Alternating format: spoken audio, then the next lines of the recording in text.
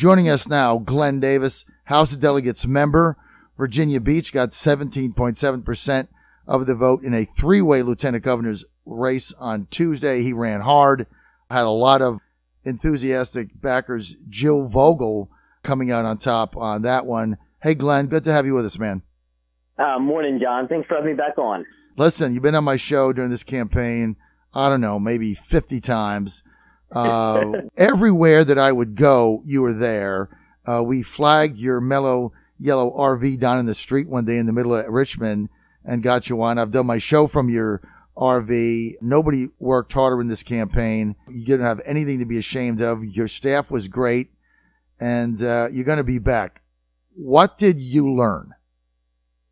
Well, I mean, John, we met a lot of great people, made a lot of good friends. We learned a lot during the campaign. I mean, first we learned that we really did have the right message. I mean, this is about the American dream. It really is about economic opportunities. That's what people want.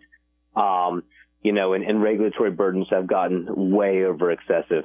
But we also learned that we miscalculated a little. We got into this race thinking that the turnout would be about 170,000 to 200,000 people, comparatively speaking. Bob McDonnell back in 2005, the last statewide race like this, when he ran for AG, only had 170,000 people in it. So we thought we needed 60,000 to 80,000 votes to win, which we could get, we thought, on a grassroots campaign, even if we got outspent, significantly. We ended up getting 62,000 votes, but the overall turnout was 350,000 people. And we didn't fund and build a campaign around 350,000. We just didn't have that penetration that deep. To do really have that penetration, you have to be, like Jill, very heavy on mail, very heavy on TV. And we just got outspent, about 10 to 1 in the last month, with regards to those. So very proud of the campaign, very proud of my team. We're going to continue pushing forward, create those economic opportunities, however I can do so with the position I currently hold. What's your message to, right now, listening, many people that voted for you and volunteered for your campaign, put signs up? You definitely won the sign war. What is your message, Glenn, to them? Well, just thank you very much. I mean, humbling isn't the word. When you go around and meet people once, maybe twice, and after meeting you once or twice, people come out and, Glenn, what can I do? Can I make phone calls for you?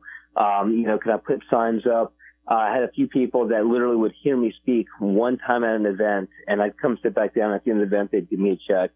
I mean, that's just such an overall humbling experience. Like I said, that probably doesn't even encapsulate the feeling.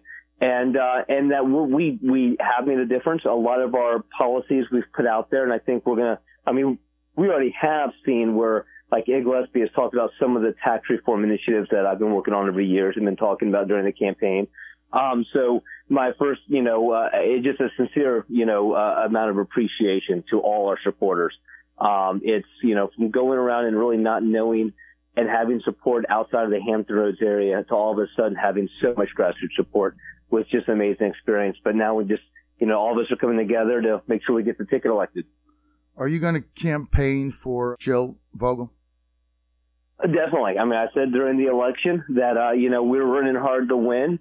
But regardless of who ended up on the ticket, that I would be out in front, helping get that ticket elected, including whoever lieutenant nominee is. And, obviously, Jill Vogel did an amazing job with the campaign, and she's our nominee, and I'm going to be doing whatever I can do to make sure she's our next lieutenant governor. All right. Glenn Davis, I enjoyed your campaign. I enjoyed getting to know you much, much better than I did. We've always had a good relationship, but you were fun to cover in the campaign. You had a lot of great ideas that I don't want any of them to die. You got to keep fighting for that. And we also, all of us, enjoyed meeting your lovely wife, Cherie. She was at so many events. And look, I think you've created a pathway here for yourself. You're going to be back running for statewide office again sometime in the future. You really did, Glenn, run a great race, one to be quite proud of. Well, John, thank you so much. I mean, I really appreciate the time and getting to know you more as well and all the voters out there. And right now it's just on to November and making sure we pull it home for the Republican ticket.